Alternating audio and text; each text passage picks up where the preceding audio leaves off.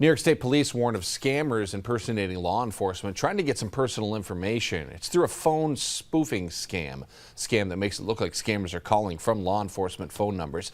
It's aimed at collecting sensitive personal information like social security numbers from New York citizens. State police say they will never call individuals and demand sensitive information or threaten arrest over the phone.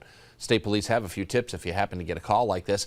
Don't provide personal information, don't send money, hang up immediately, save voicemails or record the phone number, and verify the number by calling the agency using a trusted number.